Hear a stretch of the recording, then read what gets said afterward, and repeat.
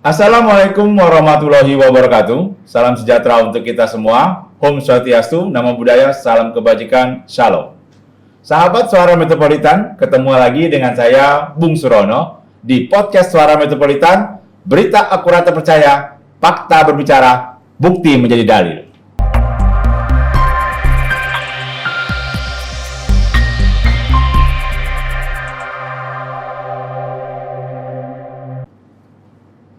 Sahabat Suara Metropolitan, hari ini podcast kami kedatangan tamu yang luar biasa. Kita akan membahas juga topik yang luar biasa, yang lagi hangat-hangatnya. Kita akan membahas tentang polemik yang ada di sekitaran kita, terutama di kawasan Pasar 16 Ilir. Kita kedatangan langsung Ketua Umum DPP Gencar, Bung Carma Aprianto, Sarjana Ekonomi. Assalamualaikum, Bung. Assalamualaikum warahmatullahi wabarakatuh. Waalaikumsalam warahmatullahi wabarakatuh. Sehat, Bung? Alhamdulillah ya. Dengar-dengar kemarin sempat ngedrop ya? Ya, baru 2 hari kemarin vertigo biasa, kecapean. Sempat masuk rumah sakit? Sempat IGD sebentar. Itu kecapean, Bung. Kecapean ya. Terlalu banyak persoalan masyarakat yang Bung urus ini. Alhamdulillah. Tapi demi amanah ya? Demi rakyat. Demi rakyat. Palembang. Amin, amin ya Allah. Amin. Bung, Ya, saya tidak akan melebar membicarakan permasalahan, Bung. siap. Saya tertarik benar dengan real IG-nya Bung Carma soal Pasar 16 ini. Walaupun kesannya santai dengan Bung Adi, Ya, itu menyentuh, Bung. siap. Yang pertama kali yang saya lihat di reel itu, di Instagram Bung Carma. Ketika Bung Carma mengatakan kalau kondisi Pasar 16 ini itu tidak lagi baik-baik saja. Siap. Gimana menurut Bung? Kenapa tidak baik-baik saja? Ya, Assalamualaikum warahmatullahi wabarakatuh. Para fans Suara Metropolitan, makasih undangannya Mas Rono, Siap. seluruh tim kru. Saya buat reel IG itu tentunya sealami mungkin, Benar. ya, seorisinil mungkin dengan permasalahan yang saya sampaikan itu sesuai dengan kondisi yang terjadi saat ini di Pasar 16. Siap. Coba kita ke Pasar 16 deh, pagi-pagi ya, jam 6 sampai jam 6 sore. Ya, Kita lihat di situ gedung Pasar 16 diseng keliling, benar. ya, kemudian yang pedagang kaki limanya yang selama ini baik-baik saja di dalam lingkungan depan gedung, sekarang sudah menutupi jalan di depan gedung Pasar 16. Benar. Jadi antara pembatas antara seng itu sebelah jalan ada pedagang kaki lima, di dalam ada pedagang 16. Benar. Secara kasat mata kita melihat kalau orang ke Pasar 16 hari ini parkirnya di mana? Tidak ada. Tidak ada. Jauh. Oke. Artinya ada undang-undang lalu lintas yang dilanggar. Oke, pertama. Satu. Yang kedua, pedagang di dalam yang biasanya sehari tokonya didatangi 20 sampai 30 pengunjung, hari ini kasat mata kita melihat kalau udah jualan dong di dalam ini disengi, ditutup. Ya terlihat saja tidak, Bung. Terlihat saja tidak. Benar. Kalaupun misalnya mereka masuk, mereka yang memang sudah berlangganan bertahun-tahun, artinya orang-orang tertentu. Benar. Dari situ saja silakan tanya ke mereka, dalam 3 bulan terakhir omset pedagang 16 di dalam gedung itu jauh sekali merosot sampai 70%. Bahkan sudah viral beritanya kemarin. Oke, Nah, itu yang saya lihat dan saya rasakan betul. Kemudian pedagang kaki lima benar. yang selama ini punya tingkat pendapatan yang cukup lumayan. Karena pembeli bisa parkir, pembeli bisa hilir mudik melalui jalan, hari ini tidak bisa. Artinya apa? Mereka hari ini yang pertama terjadi perebutan lapak, yang kedua terjadinya banyak pungli-pungli liar, ya, karena merasa ini bebas. Yang ketiga adalah omset mereka jauh berkurang, bahkan termakan modal. Termakan modal sendiri. Akulah berapa kali ngomong sama tukang-tukang buah, ada 3 gerobak buah, ngomong, mak mana jualan buah? Nak gulung tikar kami pak, dia ngomong, mang gadi busuk tu lah. Jadi dia kecil beli. Jadi rugi per hari itu mangga itu bisa 10 sampai 15 kilo, belum lagi buah-buah yang lain. Oke. Jadi termakan modal. Kita pilah dulu satu persatu ini, Bung, Ya. ya. Karena kayaknya banyak nih yang harus saya bahas dengan Bung Carma. Pagar seng dulu. Ya. Berarti kalau menurut Bung Carma, pagar seng ini selain merugikan pedagang, itu berarti ada aturan yang dilanggar. Jadi begini, kita Gimana? lihat dulu latar belakang kenapa adanya pagar seng itu. Benar. Bahwa bulan akhir Agustus menjelang September ada perdebatan antara pengurus yang mengelola gedung Pasar 16 bersama Perumda Pasar bahwa mereka berencana akan segera merevitalisasi, membagusi gedung Pasar 16 demi kenyamanan pedagang dan keindahan Kota Palembang. Pasar 16 sebagai sentra ekonomi harus dibenahi dan direvitalisasi. Berarti alasannya bagus, Bung? Alasannya luar biasa bagus. Ya kan? Saya tidak pernah menolak revitalisasi. Ya, tetapi yang saya lihat adalah kalau memang betul-betul siap, ya, artinya ketika pagar seng itu dipasang, pedagang sementara itu ditaruh di tengah jalan, inilah timbul permasalahan. Ditunggu seminggu, 2 minggu, 3 minggu, sampai sudah 3 bulan ini tidak ada memulai proses pembangunan atau revitalisasi. Pertanyaannya adalah nunggu apa lagi?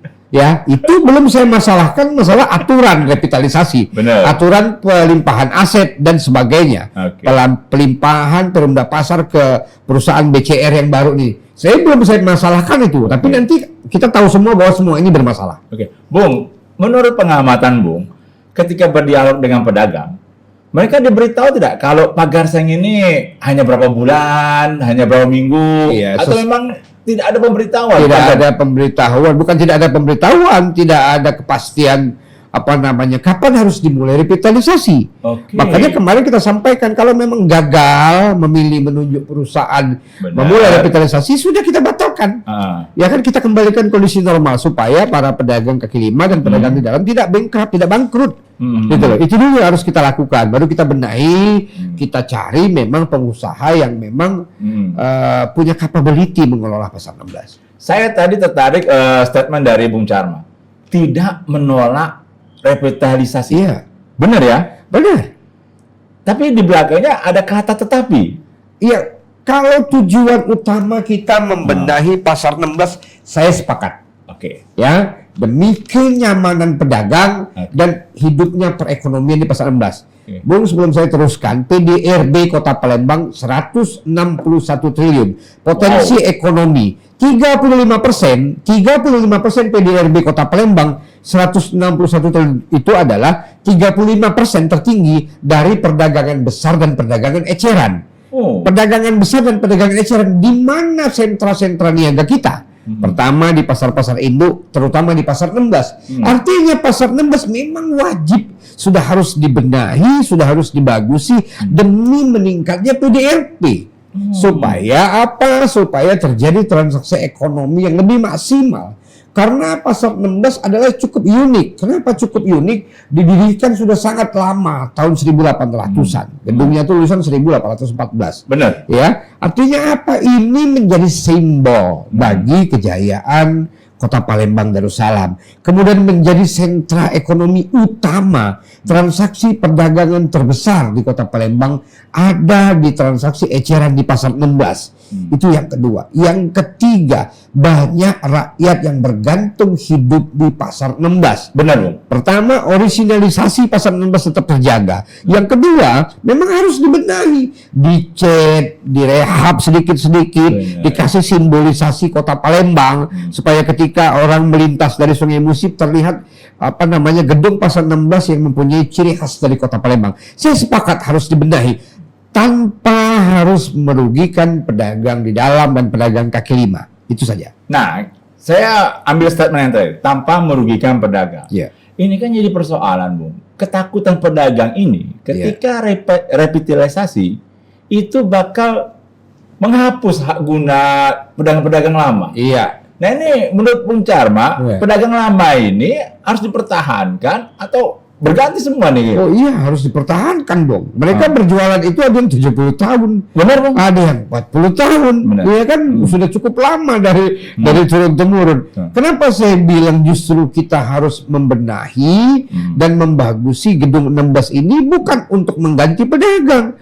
Pertanyaannya hari ini adalah apa legal standing mereka berjualan? Oh, ternyata mereka punya surat yang namanya HGU. Benar. Hak guna usaha. Ya kan? Oke, kita sepakat ini benar. Tetapi permasalahannya hari ini, kemana perpanjangan HGU dari pedagang pasar 16? Oh, katanya kita pihak Perumda Pasar akan berjanji memperpanjang HGU ini. Sampai hari ini apakah itu sudah terjadi? Ya, janjinya ia akan diperpanjang HGU dengan catatan, saya bilang. Sepengetahuan Bung Charma sudah ada yang diperpanjang belum? Belum lah. Makanya kan dengan catatan mereka HGU-nya itu digunakan, dijaminkan ke pengurus pengelola pasar 16 hari ini. Ini yang saya bilang kacau, ya. Tapi saya yakin ke depan pasti dibenahi oleh wali kota yang baru. Kalau sekarang ini saya tidak melihat solusi yang terbaik. Saya tidak melihat karena tidak ada keseriusan sama sekali. Ini wali kota yang baru atau PJ wali kota yang sekarang? Ya, kalau PJ wali kota mestinya sudah melakukan action ya? Hari ini belum. Nah, sebenarnya PJ wali kota ini bisa tidak melakukan perbaikan? Bisa. Yang pertama harus dilakukan adalah membatalkan penunjukan KSO yang katanya sudah lama KSO-nya, ternyata kami ketahui baru pertengahan bulan September KSO-nya ditandatangani. Padahal PT BCR sudah menarik retribusi dari bulan Maret. Itu bisa dibatalkan oleh PJ sekarang? Bisa dong, bisa sekali. Karena kebijakan ini merugikan, ya. Kemudian pihak BCR belum mengeluarkan biaya apa-apa. Ya, bahkan sudah memungut pungli pedagang dari retribusi harian 7.000. Benar. Ya, kemudian kita ada buktinya semua. Kemudian ada retribusi lain-lain. Kemudian ada sudah menerima uang muka. Uang muka itu slot untuk tempat berjualan di lantai bawah, lantai tengah, lantai atas. Mereka sudah menerima pungutan. Ya, mereka sudah menerima uang muka. Dan saya mengendus ini etikat tidak baik dari PT BCR dan Perumda Pasar. Bahwa mereka mengumpulkan modal dulu, sudah terkumpul baru nak bangun. Nah, ini aku bilang kemarin di Real IG itu, ngaku nak cari pemodal baik yang benar-benar batalkan ini, hitung-hitungan sama BCR. Ambil alih langsung. Makanya saya mengajak teman-teman aktivis LSM kemarin mendesak pihak APH ya melakukan pemeriksaan pihak Polda, pihak BPK, Inspektorat, KPK, bahkan surat sudah kami layangkan KPK tapi belum juga. Kemarin saya melihat itikat baik dari Kapolda Sumatera Selatan telah memanggil masalah pungli ini ya, tapi belum ada titik terang juga, belum ada hasil. Jadi daripada menanggung risiko PJ yang masih sangat lama ini bisa membatalkan ini dan kita duduk bersama, kita cari solusi bersama. Untuk membenahi ini. Nah, ini Bung, saya tertarik nih. Ini kan Bung bicara dengan data dan fakta ya. Ya, pastilah. Nah, ini kredibilitas pengusaha yang saat ini mau melakukan revitalisasi pasar ini. Bung nilai tidak kredibel. Ya, kalau kredibel di awal September tidak menggunakan tenaga APH untuk memasang paksa seng. Kalau perusahaan ini benar itu negosiasinya adalah win-win solution. Ya, diterima oleh pihak yang diajak bernegosiasi, diterima pihak pedagang dalam dan pedagang kaki lima. Ini kan mereka jelas-jelas tidak menerima.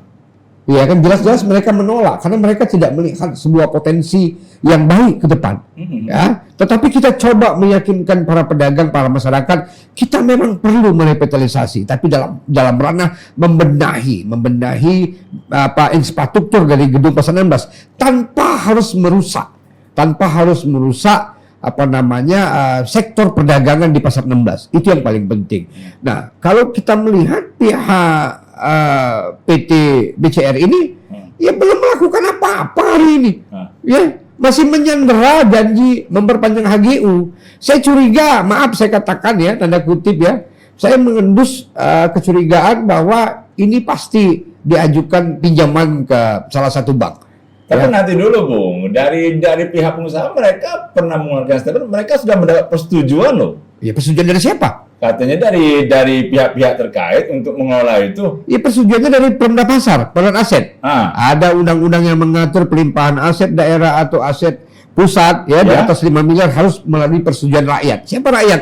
DPR. Mana suratnya? Coba dikejar besok. Ada nggak surat persetujuan DPRD Kota Palembang mengenai pelimpahan aset pemerintah? Ini aset negara loh, jangan main-main. Benar. Aset negara ini nilainya di atas 5 miliar. Coba lihat surat akta notarisnya tahun 2009. Nilai asetnya itu tahun dulu aja 2009 itu nilainya 19 miliar. Sekarang sudah berapa asetnya nilainya itu? Oke. Ya, jadi nggak main-main ini. Ini ada saya mengendus ada kemufakatan jahat ya Siap. dalam mencari bisnis. Nah, sahabat Suara Metropolitan, saya menggarisbawahi pernyataan dari Bung Charma tadi, ini benar-benar harus ada persetujuan dari DPR untuk nominalnya yang di angka Di atas 5 miliar. Di atas 5 miliar. Jadi kami dari Suara Metropolitan sangat ingin mengundang pihak-pihak pejabat atau anggota DPR, silakan datang ke sini, mengkomplotir apa pernyataan dari Bung Charma, karena itu ada aturannya. Ada aturan main dong. Ada aturan main. Dan jelas Bung, aset pasal 16 di atas angka itu. Jelas di atas 5 miliar jelas. Yang paling penting adalah lagi saya katakan kita tidak pernah menolak pembenahan gedung pasal 16, tapi harus dilakukan dengan cara-cara yang tidak melanggar hukum dan secara bisnis itu win-win solution, menguntungkan semua pihak, terutama para pedagang. Dan tidak ada mufakatan jahat yang menguntungkan pihak-pihak pribadi atau kelompok tertentu. Wah, ini berarti kalau diasumsikan ini Bu, kita mengasumsikan, berarti ada beberapa hal-hal yang dilakukan kesalahan ketika dalam pemberian izin sampai pembakaran seng, perjanjian revitalisasi, dan lain-lainnya itu. Nah, Bung, saya mau tanya ke Bung, seberapa penting sih pasal 16 ini bagi Kota Palembang? Saya sudah katakan sebelumnya, Kota Palembang ini adalah kota yang punya PDRB 161 triliun dengan APBD 4,1 triliun, 2 triliun belanja rutin, 2,1 belanja pembangunan. 161 triliun, coba lihat, Bappenas telah menetapkan 2025 Palembang harus menjadi livable city. Artinya kota yang sudah terpenuhi semua pelayanan umum. 2035 harus menjadi green city, artinya kota yang memang berbasis kepada ruang-ruang terbuka bagi seluruh masyarakat, kenyamanan. 2045 kita take off Indonesia maju. Seluruh kota di Indonesia harus menjadi smart city. Benar. Kita mengacu lagi, Bappenas harus garis lurus sama Bapeda. Bapeda Kota Palembang sudah mencanangkan sebenarnya PDRB kita, potensi ekonomi kita 161 triliun. Dengan angka 35% didapat dari perdagangan besar dan perdagangan eceran. Pertanyaan kita bersama, apakah Palembang ini punya sumber daya alam seperti minyak, gas, timah, dan sebagainya? Benar. Berubah? Tidak ada kan? Tidak. Kehidupan kita jelas di situ dikatakan 35% potensi ekonomi dari perdagangan besar dan perdagangan eceran. Artinya Palembang sebagai kota pariwisata juga sebagai kota air, kita adalah kota dengan lumbung niaga, dengan transaksi niaga terbesar. Jadi mau tidak mau itu harus jadi skala prioritas. Mau tidak mau pasar menjadi sentra niaga yang paling utama menghidupi masyarakat kota Palembang. Dan kenyataannya saat ini Cinde sudah babas bingkas mau kita. Ya, nah, dijanji dibangun ke apartemen, pasar modern. Sudahlah, kita belajar dari Cinde justru hari ini. Perusahaannya kabur, ya kan? Pemprov bingung, Pemkot tidak bisa ngomong lagi. Mau kita ulang di pasar 16. Mencari perusahaan yang tidak capable. Jangan, Bu. Nah, makanya saya bilang ini mengorbankan ribuan pedagang, mengorbankan denyut ekonomi kota Palembang. Ini transaksi berkurang, ini bahaya ini. Bahaya sekali untuk kota Palembang 2024. Tapi gini, Bung, kita kilas balik nih. Siap. Saya melihat dan teman-teman memperhatikan, sudah banyak kawan-kawan bergerak, Bung, untuk pasar 16 ini. Termasuk Bung Charma siang malam ketika ribut untuk memperjuangkan nasib pedagang, kawan-kawan LSM. Tapi sekarang makin kesini kok ada kemenurunan. Ya, saya nggak bilang terjadi apa-apa, tetapi mungkin fokus dari kawan-kawan aktivis sekarang sudah udah buyar lah ya dengan kesibukannya menjelang pileg dan pilpres ini, karena banyak mereka fokus ke sana. Kalau saya sefokus-fokus saya akan berjuang nanti di 2024, saya melihat ada hal yang mendasar. Jantung ekonomi kota Palembang itu ada di jantung kiri ya, jantung kanannya nanti saya sebutkan.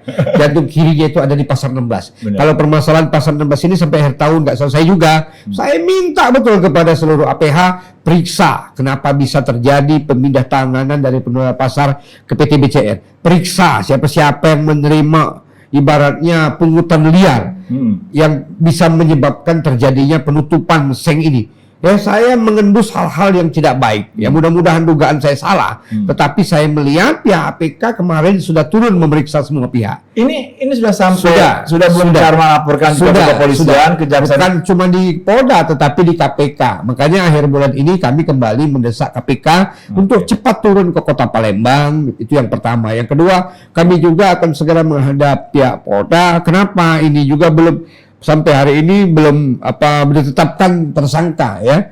Karena saya melihat ada hal yang krusial. Kenapa bisa muncul KSO tanpa persetujuan DPR? Kemudian juga revitalisasi yang mati suri. Ya, ini mati suri nih.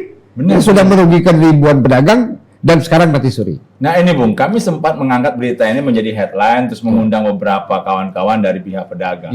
Mereka sudah sangat gerah, bakal ada rencana untuk menyiapkan aksi-aksi untuk memperjuangkan hal ini. Apakah sampai perlu kita aksi lagi dengan pedagang dan ini? Apa tidak bisa? Betul. Saya sepakat kalau di Republik ini hari ini tanpa adanya gerakan di bawah itu nggak diperhatikan. Capek kita ngomong di media podcast ini kalau nggak ada ditambah dengan gerakan di bawah agak sedikit radikal itu nggak diperhatikan gitu. Ya, tetapi pesan saya kepada seluruh pedagang, seluruh masyarakat Kota Palembang, Sumsel ini zero konflik. Kita jaga kondusivitas, kita menjelang pileg, pilpres ini jangan ada keributan. Makanya untuk itu saya sengaja buat reel IG supaya cepat diantisipasi sama pemerintah, supaya didengarkan sama APH. Dan podcast ini saya pikir juga bisa menjadi rekomendasi buat pemerintah kota bahwa ini masalah yang sangat serius gitu loh kan. Tapi kalaupun memang semua cara baik kita sudah lakukan, masih juga pedagang masih dirugikan, bahkan banyak yang gulung tikar, yaitu jalan terakhir lah. Jalan terakhir kita terpaksa melakukan aksi yang benar-benar mungkin tidak diinginkan oleh pemerintah kota. Itu saja. Nah, ini saya sepakat sekali dengan Bung Charma. Apa yang kami bicarakan hari ini, apa yang kami tulis di media, itu bukan bermaksud menyulut emosi, menyulut tindakan-tindakan anarkis dari kawan-kawan. Tapi disinilah bentuk kita memberikan ya semacam ini loh, ada yang harus dikritisi bersama. Nah, Bung Charma, ini kan mendekati 2024. Ada kekhawatiran juga nanti akan digiring ke politis pasal 16 ini. Ya, silakan masyarakat menilai. Kalau saya selalu bisa membedakan di mana gerakan politik yang saya lakukan, di mana saya harus hadir bersama masyarakat. Mas Rono juga tahu persis bahwa gencar lahir dari sebuah akumulasi ketidakberdayaan masyarakat, ketidakberdayaan rakyat terhadap kebijakan-kebijakan pemerintah yang menurut rakyat itu belum pro rakyat. Jadi gencar lahir itu tumbuh dari bawah. Artinya saya tidak bisa mengedepankan ego saya di politik. Saya harus mengutamakan kepentingan-kepentingan masyarakat, terutama Kota Palembang, tempat saya lahir dan dibesarkan gitu loh, Mas. Nah, ini Bung, tadi Bung Charma sangat kencang sekali mengkritisi pemerintah Kota Palembang. Anggota DPR kita nih, pasal 16 bagaimana sih Bung? Kayaknya tidak terlalu banyak yang saya awalnya mengapresiasi ketika Komisi 2 mengundang saya untuk duduk bersama PT BCR dan pedagang waktu itu ya. Tetapi itu saya melihat ya basa-basi. Kenapa saya bilang basa-basi? Sampai hari ini coba buka lagi di berita-berita online ya DPRD terus bahasa sayapnya meminta pihak-pihak terkait segera menyelesaikan revitalisasi gitu loh. Artinya tidak ada secara mendasar pihak DPRD hari ini mengkritisi apa yang sudah terjadi gitu loh. Jadi saya juga sepakat gitu loh. Tapi maksud saya tindakan dari DPR selaku legislasi bisa dong menggunakan hak inisiasinya. Ya kan, tolong pemerintah kota itu ditutup sementara, kita biarkan pedagang itu tumbuh kembali ekonominya sambil pengusaha menyiapkan modal. Nggak ada. Tapi kemarin waktu ketemu dengan Komisi 2 memang ada beberapa perjanjian nih. Ada kesepakatan. Kesepakatan yang terus terang menurut saya tidak berpihak kepada rakyat. Sepakat itu win-win solution. Ya kalau sepakatan itu meneruskan penutupan seng, kemudian meneruskan pembangunan revitalisasi, faktanya apa yang direkomendasikan DPR hari ini tidak dilakukan oleh BCR. Artinya BCR juga tidak mendengar suara DPR. Waduh. Buktinya mana? Oke. Baik, Bung. Progresnya juga masih belum ada gitu pembangunan. Sahabat Suara Metropolitan, ini obrolannya tidak akan cukup untuk kali ini saja. Siap akan berlanjut untuk obrolan berikutnya. Tapi sebelum saya akhiri podcast kali ini, saya akan minta Bung Charma untuk memberikan closing statement. Bung, berikan closing statement untuk pedagang dan untuk pemerintah kota. Bagaimana Pasar 16 Ilir ini bisa dijaga bersama? Silakan. Ya, Palembang, Darussalam, kita pernah mencapai kejayaan ya ketika peradaban kerajaan lama menuju peradaban pemerintahan baru Palembang Darussalam di 1550-an. Nah, sejak itu kehidupan kita sudah mulai rapi di Kota Palembang. Saya katakan rapi itu artinya sudah jelas nih, ada kelompok masyarakat yang berdagang, kelompok masyarakat yang melakukan bisnis-bisnis perairan, Sungai Musi sebagai sentra ekonomi itu sudah clear. Tetapi hari ini sejak Indonesia merdeka, saya mau menyampaikan Pasar 16 adalah simbol peradaban Kota Palembang. Kalau peradabannya sudah runtuh, ya, apapun ceritanya, ekonomi, sosial, politik, keamanan, itu tidak akan pernah tumbuh mendasar di Kota Palembang. Kalau peradaban, ini peradaban ya, kenapa saya bilang peradaban, sentra semua aktivitas budaya, ekonomi, sosial, itu ada di Pasar 16. Jadi kalau Pasar 16 ini tidak hati-hati kita selesaikan permasalahannya hari ini, maka tunggulah nanti 2024 jika salah pilih pemimpin, peradaban Kota Palembang akan hancur. Cukuplah Cindi menjadi pelajaran. Siap, terima kasih Bu. Jangan jadikan Pasar 16 Cindi kedua. Siap. Oke, baik sahabat Suara Metropolitan, terima kasih banyak. Terus bersama kami di podcast Suara Metropolitan, inspirasi daerah untuk Indonesia. Terima kasih. Wassalamualaikum warahmatullahi wabarakatuh. Salam sejahtera, salam sehat. Waalaikumsalam warahmatullahi wabarakatuh. Terima kasih, Bung Charma.